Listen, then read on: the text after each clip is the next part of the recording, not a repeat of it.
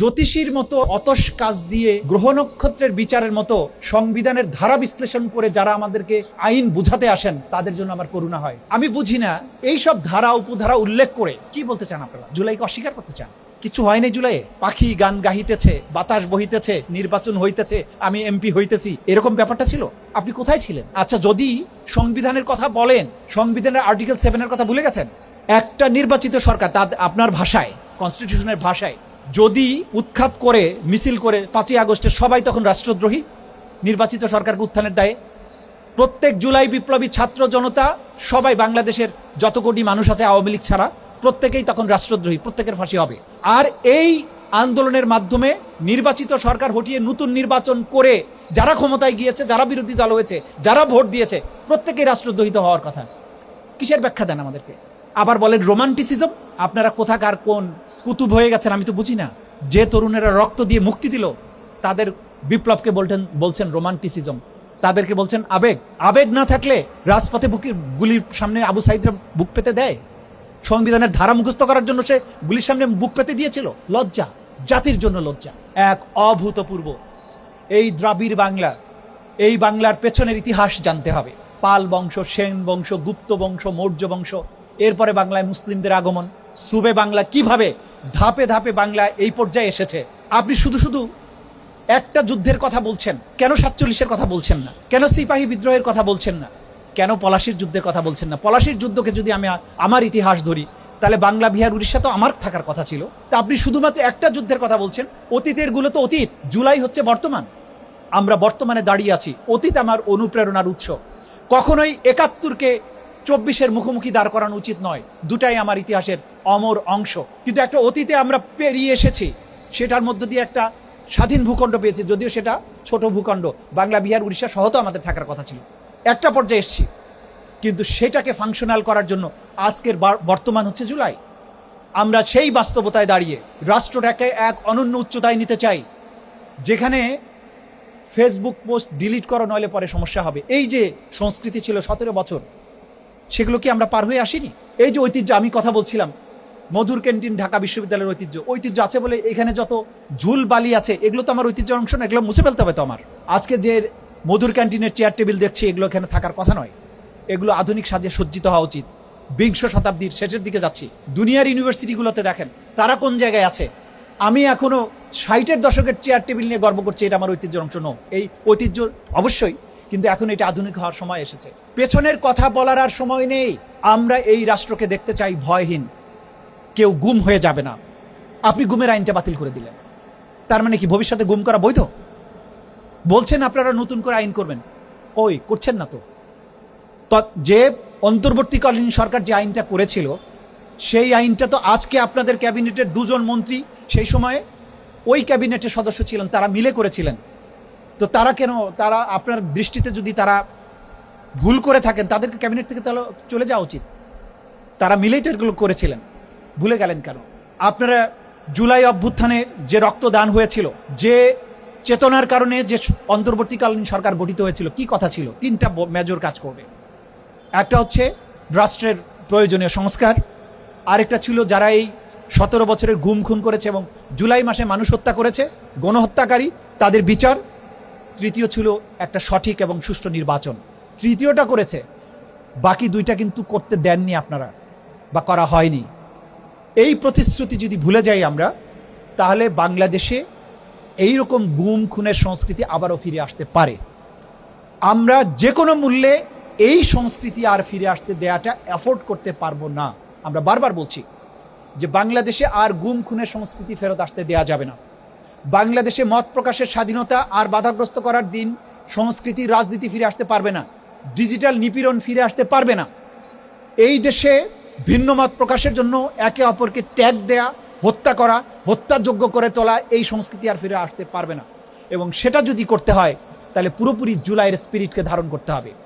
কিন্তু আমরা দেখতে পাচ্ছি যে জুলাইয়ের কথা বলতে গেলেই এইটাকে ম্লান করে দেওয়ার জন্য নানান রকমের চেষ্টা করা হয়। কেউ বলে জুলাইয়ের আবেগ, কখনো বলে জুলাইয়ের ব্যবসা, কখনো বলে এই জুলাই অপ্রাসঙ্গিক। ওয়াই? জুলাই না থাকলে আপনারা যারা কথা বলছেন তারা কি কথা বলতে পারতেন?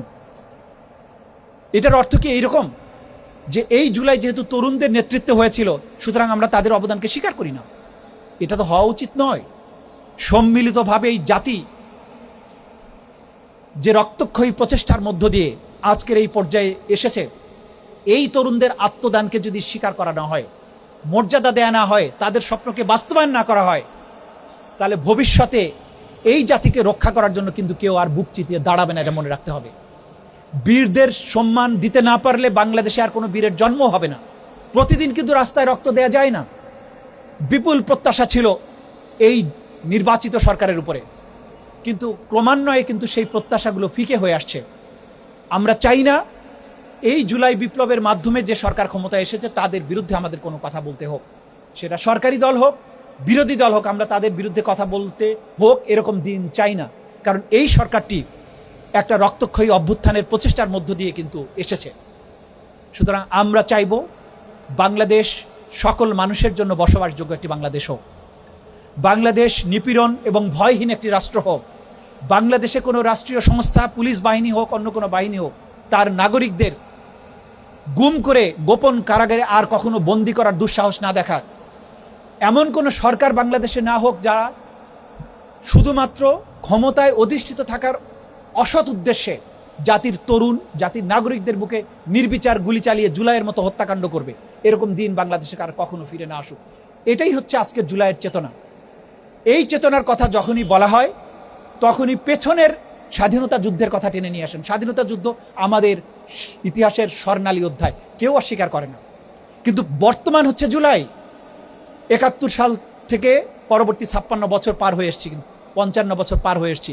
জুলাইয়ের বাস্তবতায় দাঁড়িয়ে আছি, আগামীতে আবার নতুন বাস্তবতায় দাঁড়াবো। কিন্তু আজকে যে বাস্তবতায় দাঁড়িয়ে আছি, পেছনে ৭১, পেছনে ৫২, পেছনে ৪৭, পেছনে ১৭৫৭, সব কিছু কিন্তু রয়েছে। সব কিছুকে বিবেচনায় রাখতে হবে। কিন্তু আজকে যে বাস্তবতায় বাংলাদেশ দাঁড়িয়ে আছে, সেই বাস্তবতাকে অস্বীকার করা যাবে না।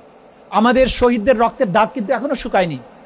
অজস্র আহতরা, পঙ্গুরা এখনো পঙ্গুত্বের অভিশাপ নিয়ে ঘুরে বেড়াচ্ছে। জুলাই আগস্টের অনেকের কবর কিন্তু এখনো আইডেন্টিফাইডও হয়নি। এবং আমি জানি না ঢাকা মেডিকেল কলেজের মর্গে কয়েকজন শহীদের লাশ এখনো আনআইডেন্টিফাইড হিসেবে পড়ে আছে বলে আমি জানি, যদি তথ্য ভুল না হয়ে থাকে। সেই অবস্থায় এই রক্তাক্ত অভ্যুত্থান বা বিপ্লব এর সব ত্যাগ, সব ইতিকথা ভুলে গিয়ে অহেতুক কুটতর্কে লিপ্ত হওয়া, সংবিধানের ধারা উপধারার বিতর্কে লিপ্ত হওয়া, এটা শুভ বুদ্ধির পরিচয় নয়। এটা করা যাবে না। এটা যারা করছি তারা আমরা বিবেকের সাথে প্রতারণা করছি, তারা আমার সন্তানের রক্তের সাথে আমরা প্রতারণা করছি, তারা জাতির বিবেকের সাথে প্রতারণা করছি, জাতির রায়ের সাথে আমরা প্রতারণা করছি। এটা করা যাবে না। বাংলাদেশে আজকে সরকারি দল, বিরোধী দল যে যেখানে আছেন, আমরা বিশ্বাস করি প্রত্যেকেই আপনারা জুলাই বিপ্লবের গর্বিত অংশীদার। প্রত্যেকে আপনারা আমাদের সন্তানদের রক্তদান, আত্মদান সম্পর্কে সচেতন আছেন। দয়া করে অহেতুক এই বিতর্কের মধ্যে যাবেন না। আসুন, যে দেশ, যে বৈষম্যহীন, ভয়হীন রাষ্ট্রের জন্য আমাদের ছোট ছোট সন্তানেরা জীবন দিয়েছিল, তাদের আত্মদানকে আমরা সফল করি। আমরা দ্রুত সংবিধান সংশোধনের নামে হোক, সংবিধান সংস্কার পরিষদের মাধ্যমে হোক, যে কোনো পদ্ধতিতেই হোক, যে আকাঙ্ক্ষা জুলাইয়ের ছিল তার প্রত্যেকটি আকাঙ্ক্ষা যেন বাস্তবায়ন করা হয়। আমি আশাবাদী, প্রধানমন্ত্রী স্বয়ং বলেছেন, সরকারি দলের নেতারাও বলেছেন যে জুলাই সনদের প্রত্যেকটি ধারা যেগুলো তারা সাইন করেছেন, প্রত্যেকটি ধারা বাস্তবায়ন করবেন। সেটা অবিলম্বে বাস্তবায়ন শুরু হওয়া দরকার। তা না হলে জনমনে সন্দেহ এবং অবিশ্বাস তৈরি হচ্ছে, মানুষ হতাশায় ডুবে যাচ্ছে। এই বিতর্ক পার্লামেন্টে অহেতুক কুটতর্ক চলতে দেওয়া উচিত নয়। যেটার ব্যাপারে আমরা প্রত্যেকে একমত, যেটার ব্যাপারে জাতি রায় দিয়েছে, আসুন সেটা বাস্তবায়ন করে জাতিকে সন্দেহ, সংশয় থেকে মুক্তি দেই, বাংলাদেশকে মুক্তি দেই, সামনের দিকে এগিয়ে যাই। শেষ কথাটা বলতে হয় যে বর্তমান দুনিয়া সম্পর্কে চোখ বন্ধ করে থাকা যাবে না। এই যে যুদ্ধগুলো হচ্ছে, এই যুদ্ধের আগুন আমাদের ঘরেও আসতে পারে, কিন্তু কতটুকু প্রস্তুত বাংলাদেশ? গত স্বাধীনতা দিবসে, সশস্ত্র বাহিনী দিবসে সম্ভবত, বা ২৬শে মার্চে আমাদের জাতীয় প্যারেড গ্রাউন্ডে আমাদের সশস্ত্র বাহিনীর প্যারেড যেটা হয়েছে, আমরা দেখেছি আমাদের সমর প্রস্তুতি, আমাদের সরঞ্জামের প্রস্তুতি কি পর্যায়ে আছে। অথচ দুনিয়া বহুদূর এগিয়ে গিয়েছে। আমার সেনাবাহিনী, আমার বিমান বাহিনী, নৌবাহিনী বর্তমান আধুনিক যুগের সর্বশেষ যে মিলিটারি প্রযুক্তি, সেটা দিয়ে সজ্জিত করতে হবে। আমার মাতৃভূমিকে, যদি বহিঃশক্তির হাত থেকে, হুমকি থেকে, চোখ রাঙানি থেকে নিরাপদ রাখতে হয়, সেগুলো আমাকে করতে হবে। সেগুলো না করে পেছনের অহেতুক কুটতর্কের মধ্যে জাতিকে যদি লিপ্ত করে রাখা যায়, ফিউচারের কোনো স্বপ্ন দেখা, সেগুলো নিয়ে যদি আলোচনা করা না যায়, ড্রোন প্রযুক্তি, মিসাইল, বাংলাদেশে কোন ক্যাটাগরির মিসাইল থাকা উচিত, কোন ধরনের ড্রোন থাকা উচিত, এই বিতর্ক এই জায়গায় আসা উচিত। কোন ধারার কারণে জুলাই সনদ বাস্তবায়ন হওয়া উচিত নয়, কোন ধারা দিয়ে জুলাই সনদ বাস্তবায়ন করা উচিত নয়, শাহাবুদ্দিন চুপ্পুর কথা কোনটা সত্য কোনটা মিথ্যা, এই বিতর্ক নয়। বিতর্ক হওয়া উচিত আমাদের টাকার মূল্যমান ডলারের বিপরীতে কোন জায়গায় আমাকে নিতে হবে। আমাদের বিতর্ক হতে হবে তথ্য প্রযুক্তিতে আমরা কোন, আমেরিকাকে হোক, দুনিয়ার যে কোনো রাষ্ট্রকে চ্যালেঞ্জ করার জায়গায় কবে যেতে পারবো। ঢাকা বিশ্ববিদ্যালয়ে গবেষণার জন্য কোন কোন ডিপার্টমেন্ট খোলা উচিত, কত টাকা বাজেট হওয়া উচিত গবেষণার জন্য। আজকে সেই প্রাগৈতিহাসিক যুগের এক বিশ্ববিদ্যালয়ের মতো প্রাচীন যুগের সেই পদ্ধতির মধ্যে আপনি রেখেছেন। আপনি বধুর ক্যান্টিনের চেয়ার টেবিল দেখলে তো সেগুলো বোঝা যায়। এই বিশ্ববিদ্যালয়ে আমার ছাত্ররা কী নিয়ে আলোচনা করছে। গত সরকারের সময়ে বিশ্ববিদ্যালয়ের ভাইস চ্যান্সেলর মতো পদে অধিষ্ঠিত থেকে তিনি গর্ব করতেন যে এই বিশ্ববিদ্যালয়ে 10 টাকায় চা, চপ এবং সিঙ্গারা পাওয়া যায়, অথচ হার্ভার্ড, MIT-র স্টুডেন্ট এবং শিক্ষকেরা প্রতি বছরে নোবেল পুরস্কার পাচ্ছে জ্ঞান বিজ্ঞানের নতুন কিছু আবিষ্কারের জন্য। প্রাচ্যের অক্সফোর্ড বলছি ঢাকা বিশ্ববিদ্যালয় কোন যুক্তিতে? প্রতিনিয়ত ছাত্র সংঘর্ষ, প্রতিনিয়ত এখানে গণরুম, প্রতিনিয়ত রাজনৈতিক নেতাদের স্তুতি বন্দনা, কোনো গবেষণা নেই। এই রকম বিশ্ববিদ্যালয় রেখে জাতিকে সামনে এগিয়ে নেওয়া যাবে না। ঢাকা বিশ্ববিদ্যালয় আমাদের গর্বের ধন, এইটাকে আধুনিক জ্ঞান বিজ্ঞানের অস্ত্রে সুসজ্জিত করতে হবে। এখান থেকে আমাদের ছেলেরা নোবেল পাবে, এইখানকার গবেষণা সেই স্ট্যান্ডার্ডে যাবে যাতে করে প্রতি বছর না হোক 5 বছরে একটা করে নোবেল ঢাকা বিশ্ববিদ্যালয় পাবে। সেই বাংলাদেশ আমাকে গড়তে হবে, সেটা নিয়ে বিতর্ক হবে, সেটা নিয়ে আলোচনা হবে পার্লামেন্টে, এই সমস্ত বিষয় নিয়ে নয়।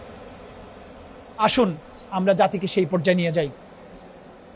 যে বাংলাদেশ সোনার বাংলা ছিল, যে বাংলাদেশকে ইবনে বতুতা বলেছিলেন দোজখপুর নিয়ামত, নিয়ামতে পরিপূর্ণ, সেই বাংলাদেশ যেখানে ইংরেজ, ডাচ, ফরাসি তারা এই দেশের জ্ঞান বিজ্ঞান সংস্কৃতি নানান কারণে এই উপমহাদেশে এসেছে, বাংলায় এসেছে।